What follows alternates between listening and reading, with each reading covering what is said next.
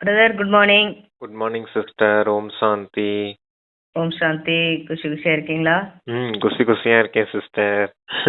அவையத்தவன் இன்னைக்கு ஆமா. இன்னைக்கு பவர்ஃபுல் முரளி சிஸ்டர். ம் சிவஜெயந்தி வந்திருக்கு இல்லையா? ஆமா வரப்போகுது. அன்னைக்கு ஆமா, சிவஜெயந்தியின் முரளி கொடுத்துருக்காங்க 2024 முரளி. Okay sister. Okay brother. பாடமகாசியங்களை கேட்போம்.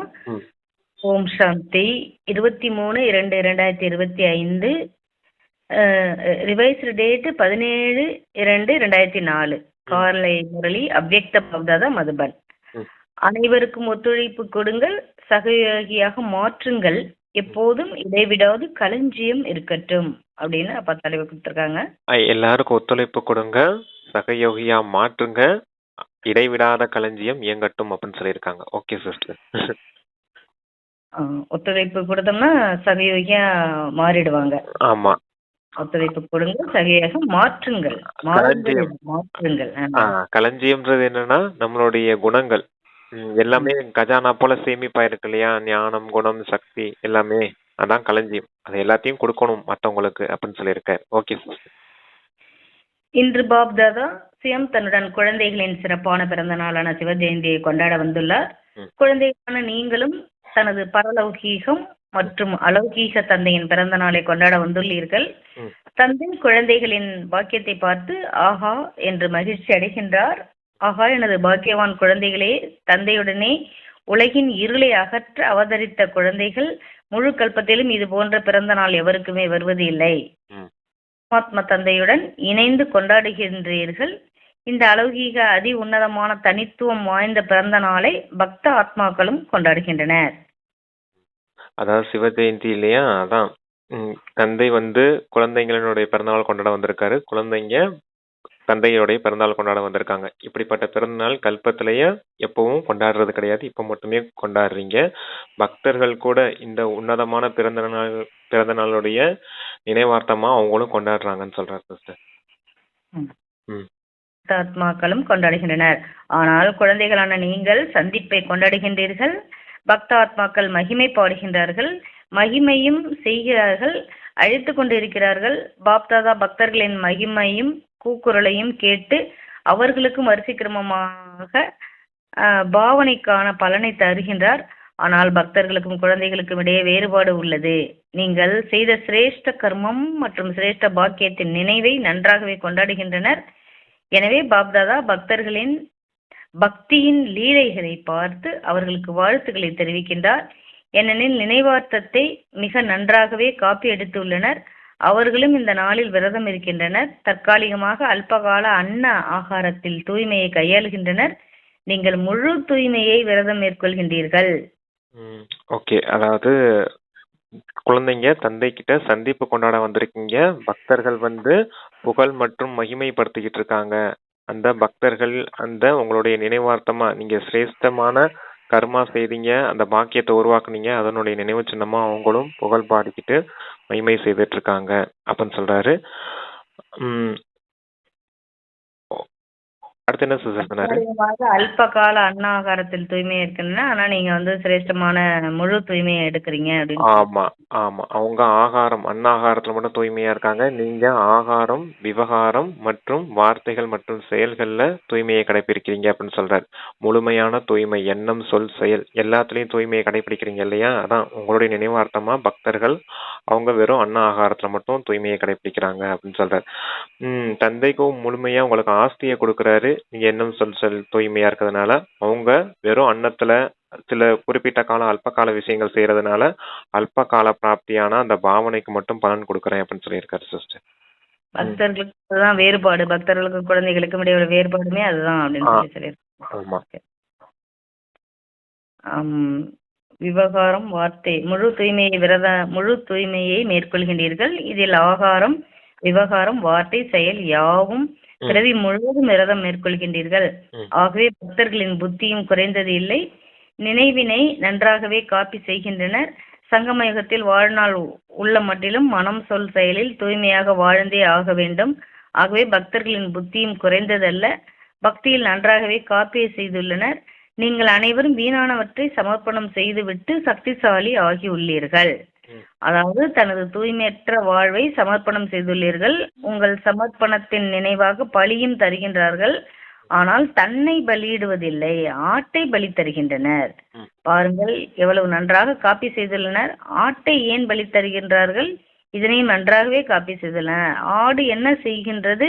மே மே மே என கத்துகின்றது அல்லவா? ம். ஆனால் நீங்கள் என்ன சமர்ப்பணம் செய்தீர்கள்? நான் நான் நான் தேகாபிமானம் என்னும் நான். ஏனெனில் இந்த நான் எனும் அகந்தையில்தான் தேகாபிமானம் வருகின்றது. அந்த தேக அபிமானமே அனைத்து விகாரங்களுக்கும் விதையாகும். சொல்லுங்க பிரதர். அந்த ஆடை பலி கொடுக்குறாங்க, அதாவது சிவராத்திரி அப்ப. ஏன் ஆடை பலி கொடுக்குறாங்கன்னா, ஆடு மேன்னு கத்துது, அதனால அதை பலி கொடுக்குறாங்க. அதை கூட நல்லா காப்பி அடிச்சிருக்காங்க. நீங்க இங்க நான் நான் நான் அப்படிங்கிறத பலி கொடுங்க அப்படின்னு பாபா சொல்றாரு இல்லையா, இதனுடைய நினைவார்த்தமா அங்க அப்படி கொண்டாடுறாங்க. நீங்க முழுமையா வீணான இந்த தூய்மையற்ற வாழ்க்கையிலிருந்து முழுமையா சரண்டர் ஆகுறீங்க.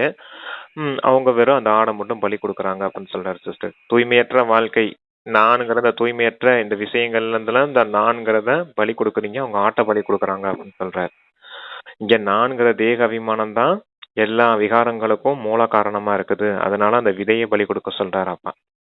அதான் உண்மையான சரண்டர்னஸ் சொல்றாரு. Okay sister. பாபா சொல்றாங்க, பாப்தாதா முன்பும் கூறியுள்ளார், அனைத்தும் அர்ப்பணம் செய்வதில் நான் எனும் தேக அபிமானமே தடையாக உள்ளது. நான் நான் தேகம், தேக சம்பந்தம், தேகத்தின் சாதனங்களை சமர்ப்பணம் செய்வது சுலபம். இதனை செய்து விட்டீர்களா? இதுவும் செய்யலையா? முன்னேற முன்னேற நான் எனும் எண்ணமும் அதிநுட்பமானதும் ஆழமானதும் ஆகின்றது. அந்த தேக அபிமானம்ன்றது எதை சொல்லியிருக்காரு பாருங்க. தேகம், தேக சம்பந்தங்கள், தேக சாதனங்கள், அதைத்தான் சொல்லுவோம். தேகம், தேக உறவுகள், தேக பொருட்கள், இதுல இருந்து விடுபடும் போதுதான் கர்மா தீர்த்த நிலையை அடைய முடியும் அப்படின்னு பாபா சொன்னார் இல்லையா 2 நாளைக்கு முன்னாடி. தேக அபிமானம் முற்றிலும் நீங்கி விட வேண்டும். அப்பதான் உங்களால ஆத்மா அபிமானி நிலையில் நிலைக்க முடியும். எப்ப ஆத்மா அபிமானி நிலை நிரந்தரமா ஆயிடுமோ அப்ப உங்களால கர்மா தீர்த்த நிலை அடைய முடியும் அப்படின்னு சொன்னார் இல்லையா. அந்த ஸ்டேஜுக்கு பேர் தான் பரிஸ்தா ஸ்டேஜ். அந்த 3 விஷயங்கள்ல இருந்து விடுபடணும். தேகம், தேக சம்பந்தங்கள், தேக சாதனங்கள், இதுல இருந்து விடுபட்டாலே நீங்க பரிஸ்தா தான். அதான் ஆத்மா அபிமான நிலை முழுமையா ஏற்பட்டணும். அப்ப கர்மாதீத நிலை அடைய முடியும்னு சொல்லிருந்தாரு. இந்த நானுங்கிற தேக அபிமானத்தை இப்ப பலி கொடுத்துட்டீங்களா அப்படின்னு கேக்குறாரு. இது கூட சுலபம்தான், ஆனா ஆழமான விஷயம் இன்னும் இருக்குது இந்த நான்கிற விஷயத்துல அப்படின்னு சொல்றாரு. அடுத்து வாசிங்க சிஸ்டர். பாபா சொல்றாங்க, இந்த முன்னேற முன்னேற நான் எனும் எண்ணமும் அதிநுட்பமானதும் ஆழமானதும் ஆகின்றது. மேலோட்டமாக நான் என்பது அழிவது சுலபம், ஆனால் நான் என்பதில் ஆழம், பரமாத்மா பிறப்புரிமையின் அதிகாரத்தின் மூலமாக விசேஷ தன்மைகள் பிராப்தமாகின்றது. புத்தியின் வரதானம் ஞான சொரூபமாக ஆவதற்கான வரதானம், சேவைக்கான விசேஷ வரதானங்கள். இதனை அத சொல்லுவோம். அது என்ன அப்படின்னா, நான்ங்கிறதுல ஆழமான இருக்குதுன்னு சொன்னார் இல்லையா, ராயல் மாயைன்னு சொல்லுவாரு. இந்த ராயல் அகங்காரம் என்ன இருக்குது அப்படின்னா, புத்தியின் அகங்காரம், ஞானத்தின் அகங்காரம், சேவையின் அகங்காரம்னு சொல்லுவார். அதுதான் இங்க புத்தியின் வரதானம், ஞான சொரூபம் ஆகுறதுல வரதானம், சேவையின் வரதானம் அப்படின்னு பாபா இந்த வரதானத்தெல்லாம் பாபா கொடுத்துருக்காரு. ஆனா நாம என்ன செய்வதில்லை அப்படின்னா, என் புத்தி நல்லா வேலை செய்யுது அப்படிங்கிற அந்த புத்தியின் அகங்காரத்தை காட்டுவோம். என் புத்தி நல்லா பிளான் பண்ணுது, என்ன போல ஞானம் யாருமே சொல்ல முடியாது அப்படிங்கிற இந்த புத்தியின் மீது ஒரு அபிமானம் வந்துடும். ஞான சொரூபமாகறதுல அகங்காரம், அதான் என்ன போல ஞானம் யாரும் சொல்ல முடியாது, நான் ஞானவானா இருக்கேன், குணவானா இருக்கேன்ற அந்த அகங்காரம் வந்துடும். அடுத்து அந்த சேவையின் அகங்காரம், என்ன போல யாரும் சேவை செய்ய முடியாது, நான் செய்யறதுதான் சரி, நான் செய்யறதுதான் கரெக்ட் அப்படின்ற மாதிரி வந்துடும். அதான் சேவையின் அகங்காரம். இதெல்லாம் விசேஷமான ராயல் ரூப அகங்காரம். இதையும் பலி கொடுக்கணும். நானுங்கிறத பலி கொடுக்க சொன்னார் இல்லையா, அந்த தேகம், தேக உறவுகள், தேக பொருட்கள், அதை பலி கொடுக்கறது கூடவே இந்த புத்தியின் அகங்காரம், சேவையின் அகங்காரம், ஞானத்தின் அகங்காரத்தையும் பலி கொடுக்கணும் அப்படின்னு சொல்றாரு சிஸ்டர். சரி வாசிங்க அடுத்து. இதெல்லாம் என்னது அப்படின்னா, தந்தையினுடைய பிரசாதம், வரப்பிரசாதம் அப்படின்னு தான் நினைக்கணுமே தவிர, இதுல உங்களுக்கு அபிமானம் வந்துட்டு அடுத்தவங்க கிட்ட இதெல்லாம் காட்டிட்டு இருக்க கூடாது, இதையும் பலி கொடுக்கணும் அப்படின்னு சொல்றாரு. இதெல்லாம் தந்தை கொடுத்த பிரசாதம் அப்படின்னு மட்டும்தான் இருக்கணும். ஓகே சிஸ்டர் வாசிங்க. வரப்பிரசாதம் என்றாலும் நான் என்பது இது மிகவும் ஆழமானது. நான் சொல்வதும் செய்வதும் சரியே, அதுவே நடக்க வேண்டும். இந்த ராயலான நான் எனும் அகந்தை முன்னேறும் கலையில் சுமையாகின்றது.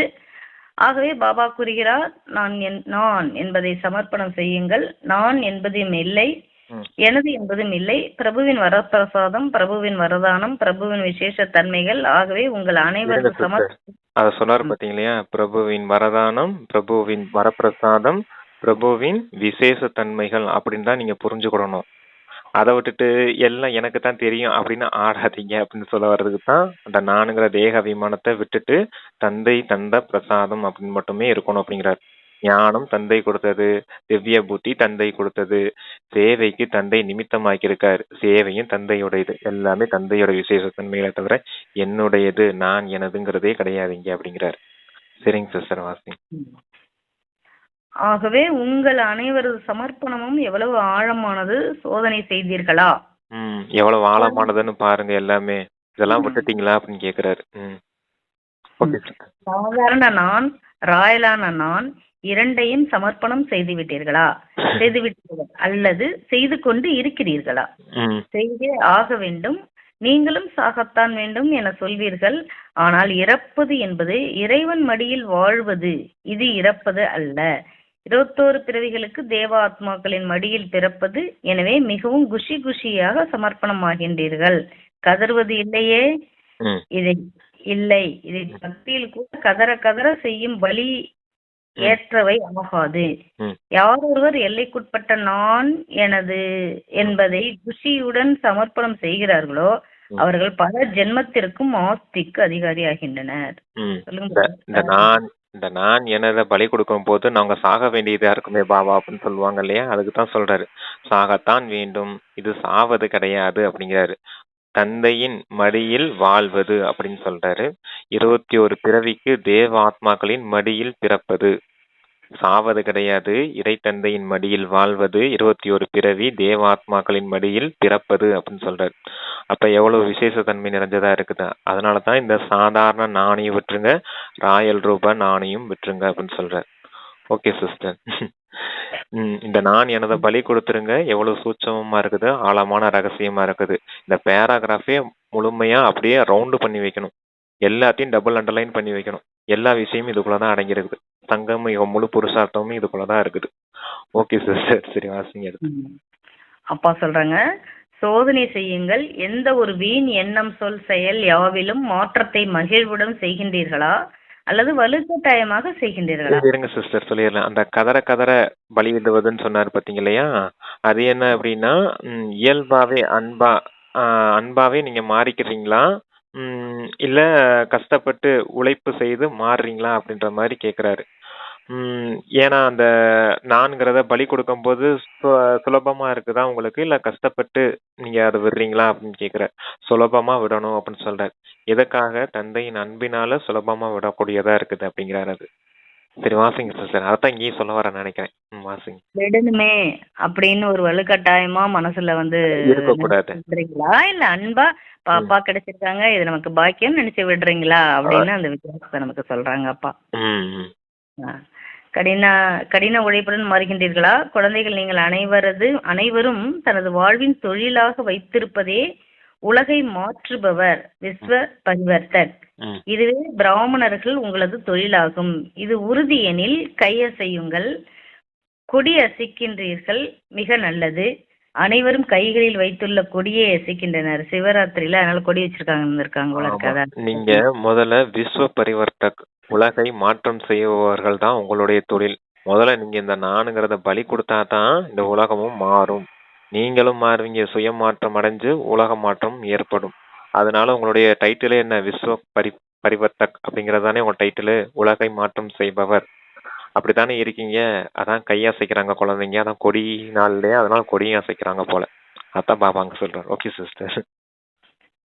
இந்த கொடியினால் மிக நல்லது. இந்த கொடியினால் மிக நல்லது. ஆனால் கொடி அசைத்தால் மட்டும் போதாது. கொடி அசைப்பது மிக சுலபம். மனதை அசையுங்கள், மனதை மாற்றுங்கள். தைரியம் உள்ளதா? தைரியமானவர்கள் தானே மிகவும் தைரியமானவர்கள். நல்லது. பாப்தாதா மகிழ்ச்சியான ஒரு விஷயத்தை பார்க்கின்றார். எது தெரியுமா? பாப்தாதா இந்த ஆண்டிற்கான சிறப்பான பரிசு தருகின்றார். இந்த ஆண்டு ஏதேனும் ஒரு செயலில் உலக சேவையில் சிறிதளவு தைரியம் வைத்தாலும் அபரிமிதமான உதவி கிடைக்கும். பாபா பார்த்த மகிழ்வான செய்தி, இந்த முறை சிவ ஜெயந்திக்கான சேவை நாலாபுறமும் மிக மிக நல்ல முறையில் தைரியம் மற்றும் ஊக்கம் உற்சாகத்துடன் முன்னேற்றத்துடன் கொண்டாடி வருகின்றீர்கள். அனைவரும் கைதட்டுகின்றனர். ஆம், நன்கு கைதட்டுங்கள். எப்போதும் இவ்வாறு கைதட்டுவீர்களா அல்லது சிவராத்திரியில் மட்டுமா? எப்போதும் கைதட்டி கொண்டே இருங்கள். நல்லது. நாலாபுறமும் இருந்து செய்திகள் மதுபனிற்கு வந்த வண்ணம் உள்ளது. Okay sister. அதாவது இந்த சேவைக்காக சொல்றாரு, சிவராத்திரி சேவைக்கான அதுக்காக சொல்றாரு. இந்த வருஷம் நீங்க தைரியம் வச்சீங்க அப்படின்னா, விஸ்வ சேவாதாரி அதாவது உலக சேவைக்காக தைரியம் வச்சீங்கன்னா தந்தையின் பல மடங்கு உதவி கிடைக்கும் அப்படின்னு சொல்றாரு. தைரியம் மற்றும் ஊக்கம் உற்சாகம் இது ரெண்டுமே உங்களுடைய 2 சிறகுகள்னு சொல்லுவார். எப்படி ஞானம் யோகம் 2 சிறகுகள்னு சொல்றாரோ அதே போல இந்த தைரியம் ஊக்கம் உற்சாகமும் உங்களுடைய சிறகுகள் அப்படின்னு சொல்றாரு. அதாவது ஊக்க உற்சாகத்தோடு நீங்க சேவை செய்யணும் அப்படின்றதுக்காக சொல்றாரு சிஸ்டர். சரி, வாசிங்க அடுத்து. பாப்தாதாவோ வதனத்திலேயே பார்த்து விடுகின்றார். ஊக்கம் நன்றாக உள்ளது, நன்கு திட்டம் வகுத்துள்ளீர்கள். இவ்வாறே சேவையில் ஊக்கம் உற்சாகமானது உலகின் ஆத்மாக்களுக்கும் ஊக்கம் உற்சாகத்தினை அபிவிருத்தி செய்யும். தாதியின் முன்னிலையில் பேனா விந்தை செய்தது, நல்ல ரிசல்ட். எனவே பாப்தாதா இப்போது ஒரு சென்டரின் பெயரை சொல்லவில்லை, ஆனால் நாலாபுறமும் சேவையின் ரிசல்ட்டை பார்த்து பாப்தாதா ஒவ்வொரு சேவாதாரி குழந்தைகளின் பெயர் குறித்து பன்மடங்கு வாழ்த்துக்களை வழங்குகின்றார். பார்த்து கொண்டிருக்கின்றார். குழந்தைகள் அவரவர் இடத்தில் இருந்தபடியே பார்த்து மகிழ்கின்றனர். அயல் நாட்டிலும் மகிழ்கின்றனர். ஏனெனில் நீங்கள்தான் உலக ஆத்மாக்களுக்கான தேவி தேவதைகள். பாப்தாதா குழந்தைகளின் சபையை பார்க்கும்போது 3 ரூபங்களில் பார்க்கின்றார். ஒன்று, இருங்க சிஸ்டர் சொல்லலாம். அது பேனான்னு சொன்னார் இல்லையா, தாதிகளின் பேனா. தாதி ரிசல்ட் எழுதி கொடுத்துருப்பாங்க போல, இந்தந்த சேவாதாரிகள்லாம் நல்ல சேவை செய்திருக்காங்க அப்படின்னு. பாபா அந்த ரிசல்ட் எல்லாம் பார்க்கல, இருந்தாலும் யார் யாரெல்லாம் செய்திருக்கீங்களோ எல்லாத்துக்குமே வாழ்த்துக்கள் சொல்லியிருக்காரு அப்பா. ஓகே சிஸ்டர், அதான் அங்கே கொடுத்துருக்காங்க. அப்படி அந்த பேனான்னு சொல்லும்போது யாருக்கும் புரியாமல் போயிடக்கூடாது இல்லையா, அதுக்காக. Okay sister. அப்பா சொல்றாங்க, நிகழ்காலத்தில் சுயராஜ்ய அதிகாரி, இப்போதும் ராஜாவே. லௌகீகத்திலும் கூட தந்தை குழந்தைகளை ராஜா ராஜா என்றே சொல்வார். ஏழையானாலும் தந்தைக்கு தன் குழந்தை ராஜாவே. ஆனால் இப்போது சங்கம யுகத்தில் தந்தை தனது ஒவ்வொரு குழந்தையையும் சுயராஜ்ய அதிகாரி ராஜா குழந்தையாகவே பார்க்கின்றார்.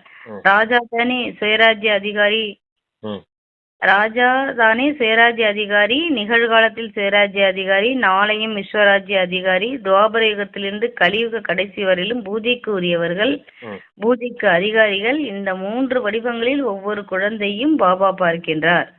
சாதாரணமாக பார்க்கவில்லை. நீங்கள் எப்படி இருந்தாலும் பாப்தாதா ஒவ்வொரு குழந்தையையும் சுயராஜ்ய அதிகாரி ராஜா குழந்தையாகவே பார்க்கின்றார். ராஜயோகிகள் சொல்றீங்களா அவர்கள்? சுயராஜ்ய அதிகாரி நிகழ்காலத்துல சங்கம யுகத்துல நீங்க எல்லாருமே சுயராஜ்ய அதிகாரிகள் தான்.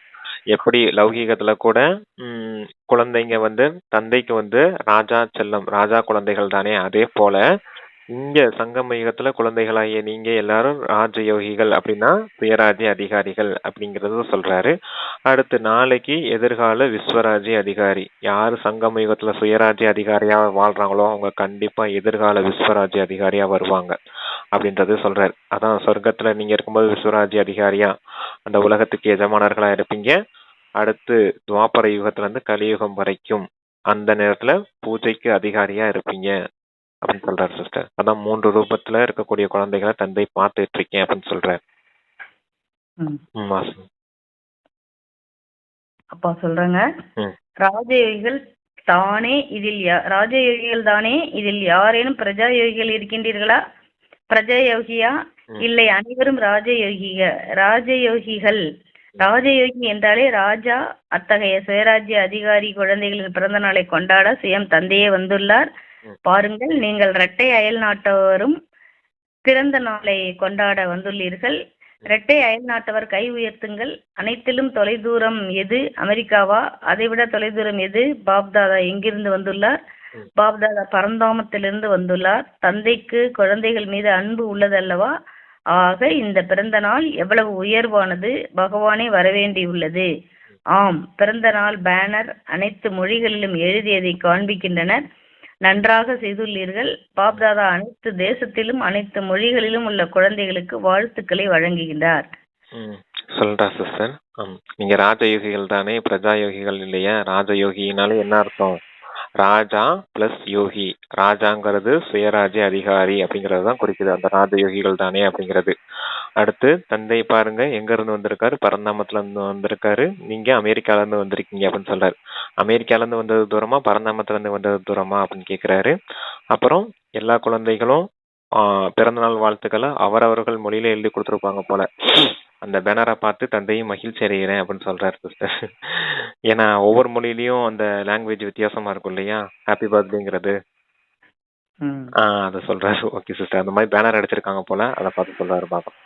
சரி வாசிங்க பிரதர். அப்பா சொல்றாங்க, பாருங்கள் தந்தையும் சிவஜெயந்தி கொண்டாடுகின்றார். ஆனால் பாபா யார்? பிந்தி ஒரு புள்ளி. புள்ளிக்கு பிறந்த நாள் அவதார தினம் கொண்டாடுகின்றனர்.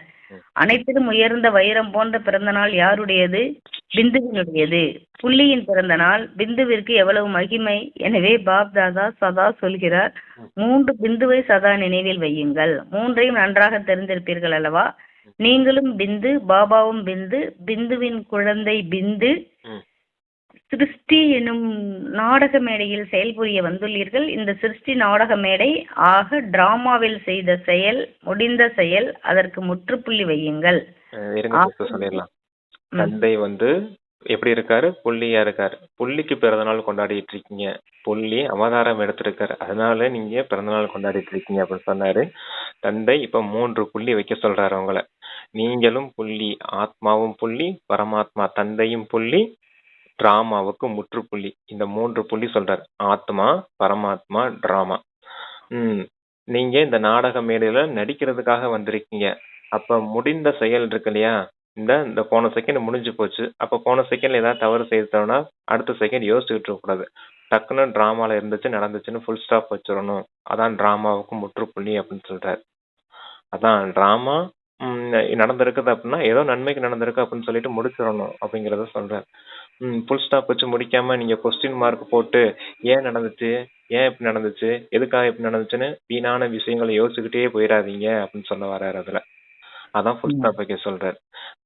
சரிங்க சிஸ்டர், வாசிங்க சொல்றேன். ஆக முற்றுப்புள்ளி என்பது என்ன? பிந்து. எனவே 3 புள்ளி என்றென்றும் நினைவில் வையுங்கள். விந்தைகள் அனைத்தையும் பாருங்கள். இன்றைய உலகில் அதிக மதிப்பு இருப்பது எதற்கு? பணத்திற்கு மதிப்பு உள்ளதல்லவா? தாய் தந்தையும் ஒன்றுமில்லை, எல்லாமே பணம்தான். அதிலும் பாருங்கள், ஒன்றுக்கு பக்கத்தில் ஒரு புள்ளி வைத்தால் என்னாகும்? 10 ஆகும் அல்லவா? இன்னொரு புள்ளி வைத்தால் 100 ஆகும். 3வது வையுங்கள், 1000 ஆகிவிடும். ஆக இது புள்ளியின் விந்தை அல்லவா? பணத்திலும் பிந்தியின் விந்தை, மேலும் சிரேஷ்ட ஆத்மா ஆவதிலும் புள்ளியின் விந்தை, செய்பவரும் செய்விப்பவரும் புள்ளியே. ஆக எல்லா பக்கமும் எதற்கு மகிமை உள்ளது? பிந்துவிற்கு தானே. புள்ளியை மட்டும் நினையுங்கள், விஸ்தாரத்தில் செல்ல வேண்டாம். பிந்துவை நினைக்க முடியுமா? பிந்துவாகுங்கள், பிந்துவை நினையுங்கள், பிந்து முற்றுப்புள்ளி வையுங்கள். அவ்வளவேதான். இதுதான் முயற்சி. கடினமா சுலபமா? சுலபம் என்று நினைப்பவர் கை உயர்த்துங்கள். சுலபம் எனில் புள்ளி வைக்க வேண்டும். ஏதேனும் இன்னல் வரும்போது புள்ளி வைப்பீர்களா? கேள்வி எழுப்புவீர்களா? கேள்விக்குறி அல்ல, புள்ளி வையுங்கள். கேள்விக்குறி எவ்வளவு வளைந்து உள்ளது பாருங்கள், எழுதுங்கள். எத்தனை வளைவு! புள்ளி வைப்பது சுலபமா? புள்ளி வைக்க தெரியுமா? எல்லோரும் புத்திசாலிகளே. அதாவது தாய் தந்தையெல்லாம் ஒண்ணுமே கிடையாது இந்த உலகத்துல, பணம் தான் இங்க எல்லாமே அப்படின்னு சொல்றாரு. பணத்தை கூட எதை வச்சு மதிப்பிடுறாங்க?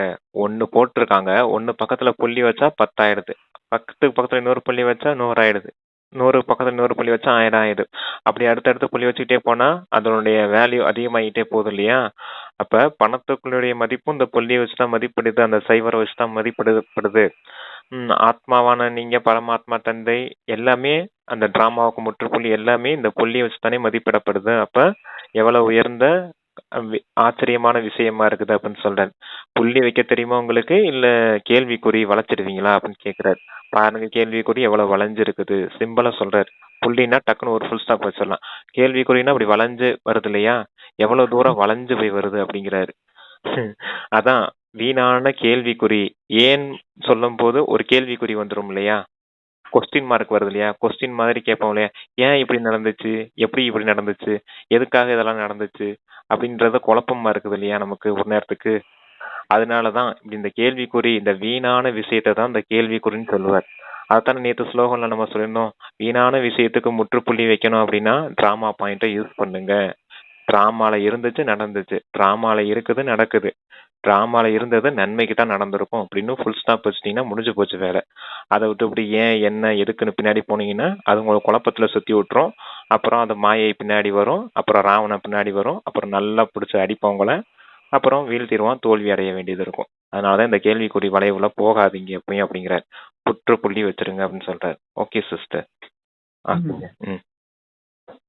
பாப் தாதா விசேஷ சேவைகளின் ஊக்கம் உற்சாகத்திற்கு வாழ்த்துக்கள் தருகின்றார். மிக நன்றாக செய்கின்றீர்கள், செய்து கொண்டே இருப்பீர்கள். ஆனால் இனி வரும் காலங்களில் ஒவ்வொரு நேரமும் ஒவ்வொரு நாளும் நான் உலக சேவகன், இதனை நினைவில் வையுங்கள். உங்களுக்கு நினைவு உள்ளதா? பிரம்மா பாபா என்னவென்று கையொப்பமிடுவார். உலக சேவகன் ஆக உலக சேவகன் ஆதி சிவராத்திரி சேவையுடன் உலக சேவை முடிந்து விடுவது இல்லை. நான் உலக சேவகன் எனும் லட்சியத்தை வையுங்கள். நேரமும் ஒவ்வொரு சுவாசமும் சேவை செய்ய வேண்டும். யார் வந்தாலும் யார் தொடர்பில் வந்தாலும் வள்ளலாகி அவர்களுக்கு ஏதேனும் ஒன்றை வழங்க வேண்டும். ஒருவரும் வெறும் கையோடு செல்லக்கூடாது. இடைவிடாது களஞ்சியம் திறந்தே இருக்க வேண்டும். குறைந்தபட்சம் ஒவ்வொருவருக்கும் சுபபாவனை அவசியம் வைக்க வேண்டும். உலக சேவகன் தான் பிரம்மா பாபா கையொப்பமே இடுவாராம். நான் விஸ்வ சேவாதாரி பிரம்மா அப்படின்னு தான் கையெழுத்து போடுவார் போல. அதான் சொல்றாரு இங்க, உங்களுக்கு ஒவ்வொரு நேரமும் ஒவ்வொரு எண்ணமும் நான் விஸ்வ சேவகன் அப்படிங்கிற எண்ணம் இருக்கணும் அப்படின்னு சொல்றாரு. சுவாசத்துக்கும் நான் விஸ்வ சேவாதாரிங்கிற நினைவு இருக்கணும் அப்படின்னு சொல்றேன். சிவஜெயந்தி முடிஞ்சு போச்சுன்னா விஸ்வ சேவை முடிஞ்சிருச்சுன்னு கிடையாது. உடம்புல உயிர் இருக்கிறது வரைக்கும், சுவாசம் இருக்க வரைக்கும் விஸ்வ சேவகன்ற நினைவு உங்களுக்கு இருந்துகிட்டே இருக்கணும் அப்படின்னு சொல்றாரு சார். இதுக்காக நீங்க என்ன செய்யணும்? திறந்த களஞ்சியம் எப்போதும் உங்ககிட்ட திறந்தே இருக்கணும் அப்படின்னு சொல்றாரு. முழு உலகத்துக்கும் சேவை செய்யணும்னா அந்த ஞானம் இருக்குது, குணங்கள் இருக்குது, சக்திகள் இருக்குது, எல்லாம் தந்தை நமக்கு கொடுத்துருக்கா இல்லையா, அதெல்லாம் முழு உலகத்துக்கும் கொடுத்துக்கிட்டே இருங்க. உங்களுடைய எண்ணம் சொல் செயலால எண்ணத்தின் மூலமா சக்தி கொடுங்க, வார்த்தைகள் மூலமா ஞானத்தை கொடுங்க, செயல்கள் மூலமா குணத்தை வெளிப்படுத்துங்க. அதான் திறந்த பொக்கிஷம் திறந்தே இருக்கட்டும். குறிப்பா ஏதாவது ஒரு விஷயமாவது எல்லாரும் அடைஞ்சிட்டு தான் போகணும். எதுவும் அடைய முடியலன்னா சுப பாவனையாவது அவங்களுக்கு கொடுத்தாகணும் அப்படின்னு சொல்றாரு. சரி வாசிங்க. சம்பந்தத்தில் வரும்போது சுப பாவனை எனும் ஒத்துழைப்பை வழங்குங்கள். இப்போது ஆத்மாக்கள் அனைவருக்கும் உங்களது ஒத்துழைப்பு மிக மிக அவசியமானது. ஆகவே ஒத்துழைப்பு தாருங்கள். பிறரையும் ஒத்துழைப்பு தருபவராக மாற்றுங்கள். மனதாலோ சொல்லாலோ உறவிலோ ஏதேனும் ஒரு வகையில் ஒத்துழைப்பை வழங்குங்கள். இந்த சிவராத்திரி நன்னாளில் விசேஷ ஸ்லோகன் நினைவில் வையுங்கள். ஒத்துழைப்பு தாருங்கள், ஒத்துழைப்பவராக மாற்றுங்கள். குறைந்தபட்சம் தன் தொடர்பில் வருபவர்களுக்காவது சகயோகம் செய்யுங்கள், சகயோகியாக மாற்றுங்கள். யாரேனும் தொடர்பில் வருவார்கள் தானே, அவர்களுக்கு வேறெந்த உபசரிப்பு செய்யவில்லை என்றாலும் மனதை மகிழ்விக்கும் வண்ணம் தில்குஷ் மிட்டாய் வார்த்தை பேசுங்கள். சமையலறையில் செய்யும் இனிப்பல்ல, மனமகிழ்ச்சி தாருங்கள். தானும் மகிழ்ந்து பிறரையும் மகிழ வையுங்கள். தருவீர்களா? இதில் எந்த கடினம் இல்லையே, உழைப்பேதும் இல்லையே, நேரம் அதிகம் பிடிக்காது. சுபபாவனுடன் மனதை மகிழ வையுங்கள். செய்வீர்களா? தானும் குஷி, பிறரும் குஷி. வேறென்ன வேண்டும்? குஷியாக இருப்போம், குஷியே தருவோம். ஒருபோதும் உங்கள் அனைவர் முகமும் அதி கம்பீரமாக இருக்கக்கூடாது. அதிக கம்பீரம் நல்லதல்ல. புன்னகை வேண்டும். கம்பீரம் தேவைதான். அளவுக்கு அதிகமான கம்பீரமும் எங்கோ காணாமல் போனதாக தென்படச் செய்யும். பார்த்து கொண்டுதான் இருப்பார்கள், ஆனால் இல்லாமல் இருப்பார்கள். பேசுவார்கள், ஆனால் இல்லாதவராக அந்த முகம் பார்க்கவே அழகாக இராது. பிரதர் மேல சொல்றேன் சிஸ்டர். எண்ணத்துல சுபபாவனை இருக்கணும் உங்களுக்கு. அடுத்தவங்களுக்கு அந்த எண்ணத்தின் மூலமா சுபபாவனை கொடுத்து அவங்களுக்கு ஒத்துழைப்பு கொடுங்க. நீங்களும் ஒத்துழைப்பு கொடுங்க, அவங்களையும் ஒத்துழைப்பு செய்யக்கூடியவர்கள் ஆகுங்க, சகயோகியா ஆகுங்க அப்படின்னு சொல்லியிருந்தார். சகயோகம் செய்யுங்க. எப்படி அவங்களுக்கு ஒத்துழைப்பு கொடுக்கறது? சுபபாவனை வைக்கிறோம். நீங்க அன்பா இருந்தா அவங்களுக்கு ஒத்துழைப்பு கொடுங்க. அவங்களுக்கு ஏதாவது உதவி செய்து அவங்கள சகயோகி ஆக்குங்க. அப்படிங்கறதான் ஒத்துழைப்புங்கிறது. என்னன்னா உதவி. அவங்களுக்கு ஏதோ ஒரு உதவி செய்யுங்க அப்படின்றத சொல்றாரு. எண்ணத்துல சுபபாவனை வைக்கிறதே பெரிய உதவி தான் அவங்களுக்கு. அடுத்து வார்த்தைகள் மூலமா தில்குஷ் மிட்டாய் கொடுங்க அப்படின்னு சொன்னாரு. தில்குஷ் மிட்டாய்னா என்னது? மகிழ்விக்கும் கூடிய வார்த்தைகளா பேசுங்க. அவங்களுக்கு சமாதானம் அடைகிற மாதிரி வார்த்தைகளா பேசுங்க அப்படின்னு சொல்றாரு. நீங்களும் மகிழ்ச்சியா இருங்க, அவங்களையும் மகிழ்ச்சி படுத்துங்க அப்படின்னு சொல்றாரு. அப்புறம் முகம் மற்றும் நடத்தைக்கு வராரப்பா. முகத்துல எப்பவுமே அந்த கம்பீரத்தன்மை இருக்கணும். கம்பீரத்தன்மை, ரமணீகத்தன்மை நேற்று அவ்வியத்த சமிக்கையில சொல்லியிருந்தாரு. அதான் கம்பீரத்தன்மை இருக்கணும், ரமணீகத்தன்மையும் உங்களுக்கு இருக்கணும். ரெண்டுமே பேலன்ஸா இருக்கணும். எப்பவுமே முகத்துல கம்பீரத்தன்மையை வச்சுக்கிட்டு பொன்னுருவல் செய்யாம இருக்கக்கூடாது. அந்த ரமணீகத்தன்மை, அந்த இனிமைத்தன்மையும் உங்க முகத்துல தெரியணும் அப்படின்னு சொல்றாரு சிஸ்டர். இந்த கம்பீரத்தன்மை மட்டும் இருந்துச்சுன்னா சீரியஸான முகமா இருக்கும். நீங்க இருக்கீங்களா இல்லையானே தெரியாம போயிடும். எப்பவுமே அந்த ரமணீகத்தன்மை, அந்த முகத்துல அந்த பொன்னுருவல் இருக்கணும் அப்படின்னு சொல்றாரு சிஸ்டர். சரி வாசி. அதுதான் அம்மாவுடைய விசேஷ தன்மையே. கம்பீரத்தன்மையாவும் இருப்பாங்க, ரமணீகத்தன்மையோட இருப்பாங்க. அதனாலதான் அவங்க 2வது நம்பர்ல போனாங்க. அதே போல நீங்களும் மாறணும். ஆனா இத பாபா அங்க சொல்லல. எப்பவுமே அம்மா சொல்லும் போது அந்த 2 விஷயத்த சொல்லுவார், கம்பீரத்தன்மை, ரமணீகத்தன்மைன்னு. சரி வாசிங்க சிஸ்டர். அப்பா சொல்றாங்க, முகம் எப்போதும் புன் சிரிப்புடன் திகழ வேண்டும், சீரியஸாக இருக்கக்கூடாது. என்ன செய்வது, எப்படி செய்வது, அதிக உழைப்பு, அதிக வேலை, சீரியஸ் ஆகி விடுவது. ஆனால் எவ்வளவு அதிக வேலையோ அவ்வளவு அதிக புன்னகை செய்ய தெரியுமா? உங்களுடைய ஜட மூர்த்திகளையும் பாருங்கள், அப்படி சீரியஸாக காண்பிக்கிறார்களா என்ன? அப்படி சீரியஸாக காண்பித்தால் ஓவியர் சரியில்லை என்பார்கள். அவ்வாறே நீங்களும் சீரியஸாக இருந்தால் இவர்களுக்கு வாழும் கலை தெரியவில்லை என்பார்கள். எனவே என்ன செய்வீர்கள்? டீச்சர் என்ன செய்வீர்கள்? நல்லது. அதிக ஆசிரியர்களுக்கு வாழ்த்துக்கள், சேவைக்கான வாழ்த்துக்கள். நல்லது. அதாவது உங்களுக்கு சிரிப்பு வரல, உங்களுடைய ஜடச்சித்திரத்தை பாருங்க. அது சிரிப்பு வர்றது மாதிரி அவங்க படம் வரையலானா ஓவியர் சரியில்லைன்னு சொல்லுவாங்க பாருங்களேன். அது போல நீங்க அந்த ஜடச்சித்திரத்துல இருக்கிறது மாதிரி இருக்கணும் அப்படின்னு சொல்றாரு. இப்ப ரியலா அது ஓவியத்துல அப்படி வரைஞ்சிருக்காங்க, நீங்களும் ரியலாவே அப்படி இருக்கணும் அப்படின்றாரு. கம்பீரத்தன்மையோட இருக்கணும். சிம்ம வாகினின்னு சொல்றாங்க. சிங்கத்தின் மேல அமர்ந்திருக்கும் போது கம்பீரமா அமர்ந்திருப்பாங்க. இருந்தாலும் அவங்க முகம் பாக்குறதுக்கு எப்படி இருக்கும்? பொன்முருவல் செய்யறது மாதிரி தானே இருக்கும், மகிழ்ச்சியா தானே இருப்பாங்க. அது போல இருக்கணும்னு சொல்றாரு சிஸ்டர். சரி வாசிங்க. அப்பா சொல்றாங்க, ஒரு நொடியில் தனது பூர்வஜ் மற்றும் பூஜ்ய சுரூபத்தை நினைவில் கொண்டு வர முடியுமோ அதே தேவி தேவதைகளின் நினைவில் தன்னை பார்க்க முடியுமா?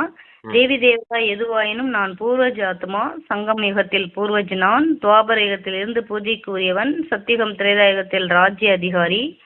அனைவரும் ஒரு நொடியில் மற்ற எண்ணங்களை நிறுத்தி தன்னை பூர்வஜ பூஜ்ய சுரூபத்தில் நிலை பெற செய்யுங்கள் அப்படின்னு ஒரு ட்ரில் கொடுத்திருக்காரு. ஆமா, ஒரு செகண்ட்ல நீங்க இந்த 3 சொரூபத்தையும் பயிற்சி செய்யணும் அப்படின்னு. டக்குனு பூர்வஜா ஆகுங்க. பிராமண சங்கம யுக சரீரத்துல நீங்க இருக்கும்போது எப்படி இருக்கீங்க? The great great grandfather, பிரம்மாவுடைய குழந்தைகள், மாஸ்டர் கிராண்ட் ஃபாதர் அப்படின்னு சொன்னாரு. போன அவ்வியத்தவாணியில அதை சொல்றாரு. பூர்வஜர்கள் நீங்க. அடுத்து பூஜைக்குரிய ஸ்தானம் அந்த தேவி தேவதா ரூபத்திலையும் நீங்க இருங்க. கூடவே விஸ்வராஜ்ய அதிகாரிகள் நீங்க.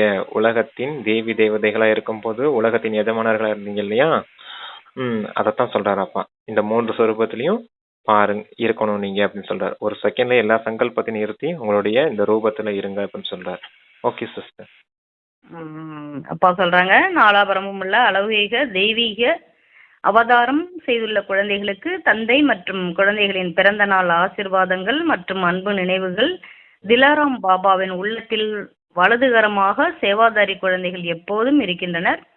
அத்தகைய உள்ளம் எனும் ஆசனத்தில் உறைந்துள்ள தில்தக் நசீம் சிரேஷ்ட ஆத்மாக்களுக்கு சதா புலியின் மகிமையை புரிந்து கொண்டு உயர்ந்த பிந்து சொரூபத்தில் உள்ள குழந்தைகளுக்கு எப்போதும் தனது சுயமரியாதையில் நிலைத்திருந்து அனைவருக்கும் ஆன்மீக மரியாதை தரும் மரியாதைக்குரிய ஆத்மாக்களுக்கு எப்போதும் வள்ளலாகி ஒவ்வொருவருக்கும் தனது நிரந்தர களஞ்சியத்தால் ஏதேனும் ஒன்றை வழங்கும் மாஸ்டர் உள்ளல் குழந்தைகளுக்கு பாப் தாதாவின் மிக மிக அதிகமான பன்மடங்கு கோஹினூர் வைரத்தினும் மேலான இறைத்தந்தையின் கண்மணிகளான குழந்தைகளுக்கு அன்பு நினைவுகளும் நமஸ்காரமும். எப்படி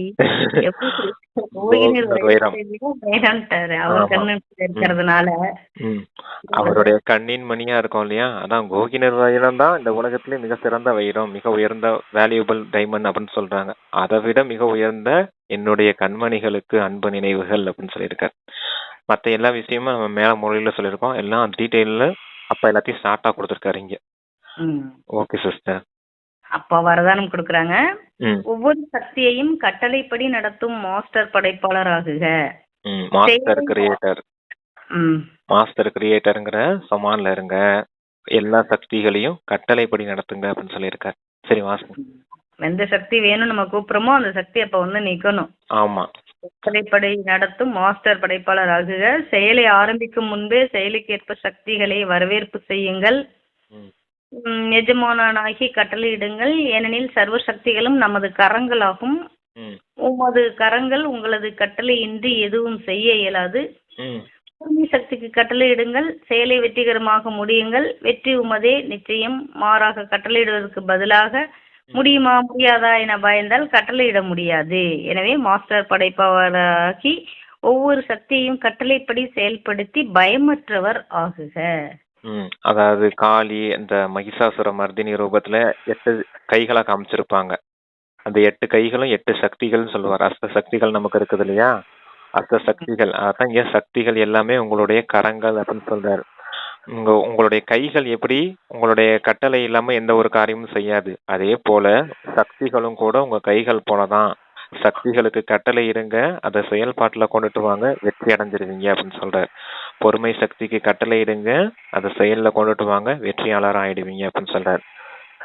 எஜமானனாகி கட்டளை இடுங்க, எல்லா சக்திகளுமே உங்களுக்கு கட்டளைப்படி நடக்கக்கூடியதா இருக்கணும் அப்படின்னு சொல்றாரு. இது முடியுமா முடியாதா அப்படிங்கிறத பயம் இருக்கக்கூடாது, உங்களுக்கு பயமற்றவராகி கட்டளை இடுங்க அப்படின்னு சொல்றாரு. ஏன்னா முடியுமா முடியாத நினைச்சீங்கன்னா பயம் வந்துடும். பயமுடையவர்கள் கட்டளை இட முடியாது இல்லையா. கட்டளை இடணும்னா எஜமான தன்மையிலிருந்து கட்டளை இடணும் சக்திகளுக்கு அப்படின்னு சொல்றாரு.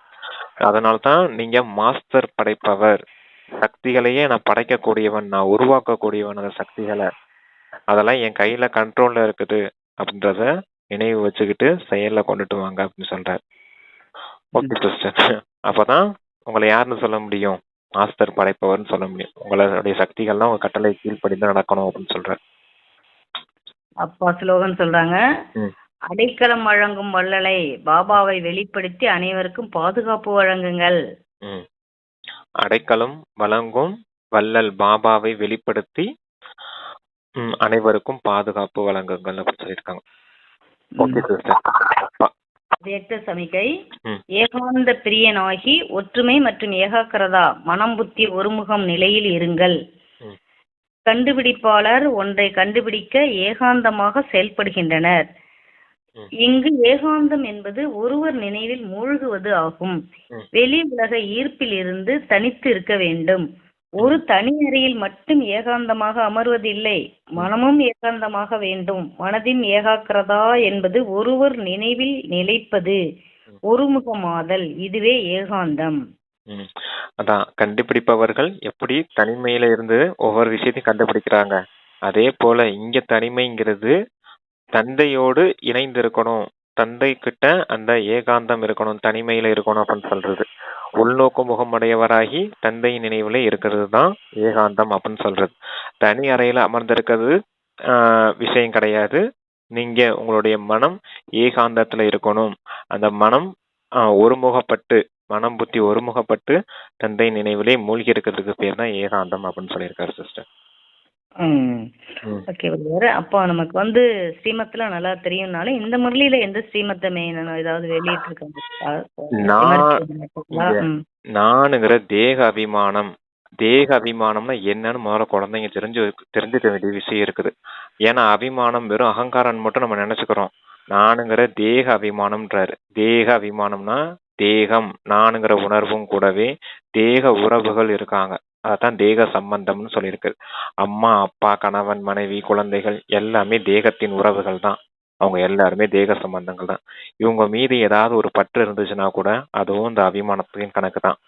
பொருட்கள், இந்த சொத்து உடைமைகள் எல்லாமே இருக்குது இல்லையா, கூடவே உணவு பொருட்கள், உணவு மீது ஆசை, எனக்கு அது பிடிக்கும் இது பிடிக்கும் இது வேணும் அது வேணும்னு கேட்டுக்கிட்டு இருக்கோம் இல்லையா, அதுவுமே அபிமானத்தின் கணக்கு தான்.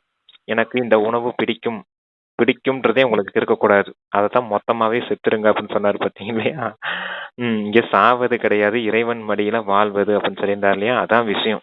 நானுங்கிற இந்த தேக அபிமானம் முற்றிலும் நீங்கும் போது நிரந்தரமா ஆத்ம அபிமான நிலை ஏற்படும் போதுதான் கர்மாத்தீத்த நிலை ஏற்படும். இந்த கர்மாத்தீத்த நிலை ஏற்படுறதுக்கு பேர் தான் பரிஸ்தா.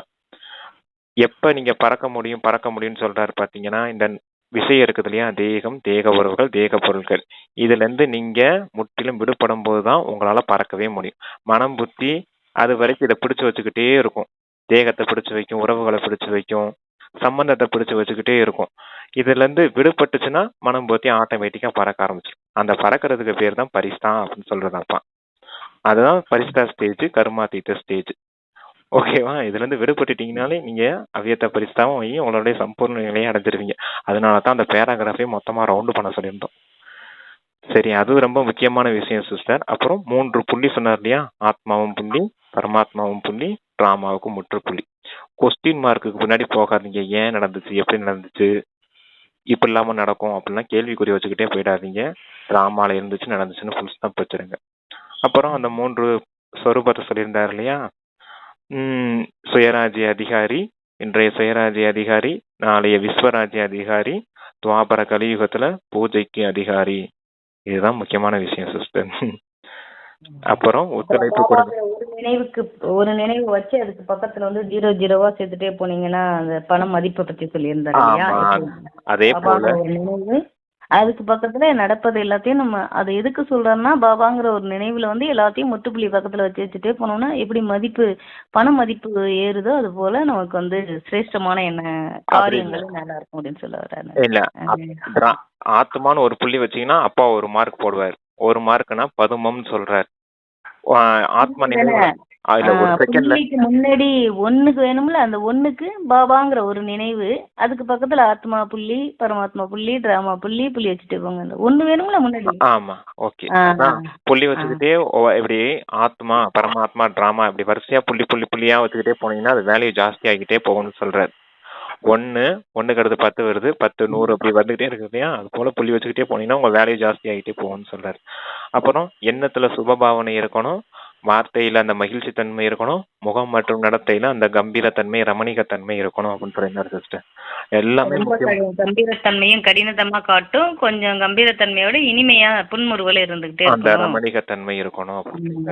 ரொம்ப கம்பீரமா இருந்தா இவங்களுக்கு வாழ தெரியல, இதே மிஸ் பண்ணிட்டு வாழும் கலையில இவங்களுக்கு வாழவே தெரியல சொல்லுவாங்க. நல்ல வாழ்க்கைக்கு ஏற்ற ஒரு அருமையான முரளி தாரணைக்கு எல்லாமே எப்பவுமே அவ்வியத்தவாணியே பவர்ஃபுல்லா தான் இருக்கும். ஆனா இன்னைக்கு ரொம்ப பவர்ஃபுல்லா இருக்குது. சிவ ஜெயந்தியின் முரளி இல்லையா? அதனால திருக்குறள் மாதிரி இருக்கு. ரொம்ப இப்போ நிறைய வரும். இன்னைக்கு கரெக்டா பர்ஃபெக்டா பக்காவா நீட்டா இருக்கு. ஓகே சிஸ்டர், நன்றி. Thank you sister. Om Shanti. Thank you Baba.